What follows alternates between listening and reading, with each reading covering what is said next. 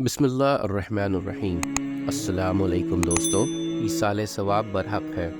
हज़रत अली अलमुराफ़क़ी रहमतुल्लाह अलैह एक रात को बैठे हुए थे कि उन्हें अपना एक दोस्त याद आया जिसे वफ़ात पाए हुए एक मुद्दत गुज़र चुकी थी। उसका ख़्याल आते ही सोचा कि उसकी कब्र पर जाकर उसके लिए इसाले सवाब करना चाहिए। चुनांचा उसी वक्त घर से निकले और उसी कब्र के करीब पहुंचकर पहले नमाज़ पढ़ी और फिर उसके लिए दुआ की।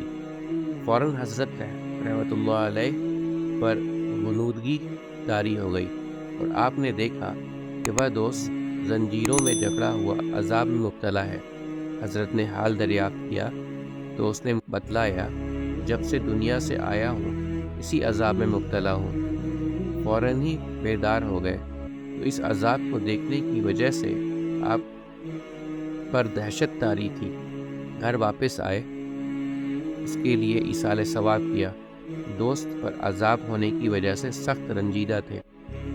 3 दिन बाद उस दोस्त को फिर ख्वाब में देखा तो उनकी हैरत की कोई इंतहा न रही। वह नूर के सतर लिबास पहने हुए था और उसके सर पर नूर का ताज था।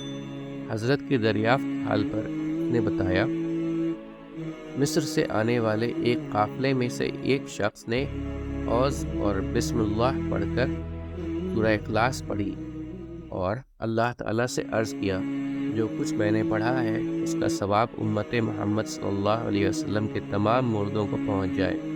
अल्लाह रहीम व करीम ने उसकी दुआ कबूल फरमाई।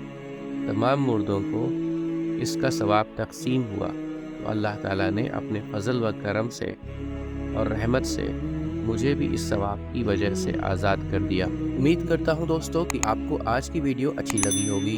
अगर आपको हमारी वीडियो अच्छी लगी है तो वीडियो को लाइक ज़रूर करें और मज़ीद इस तरह की वीडियोस देखने के लिए हमारा चैनल सब्सक्राइब कर लें और दोस्तों के साथ शेयर करना भी मत भूलें। अल्लाह आप सबका हामी व नासिर हो। इंशाअल्लाह मिलते हैं अगले वीडियो में। इजाज़त दीजिए। अस्सलाम वालेकुम। अल्लाह हाफ़िज़।